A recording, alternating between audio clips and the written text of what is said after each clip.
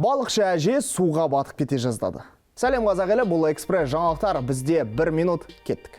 Оқиға Қызылордада болған. Таң атысымен әже су жағасына шыққан екен. Жасы 80-де, жалғыз өзі балық ауламақ болыпты. Жазатайым өзенге құлап кетті. Тікенектердің кесірінен жағаға шыға алмай тұншығып қалған екен.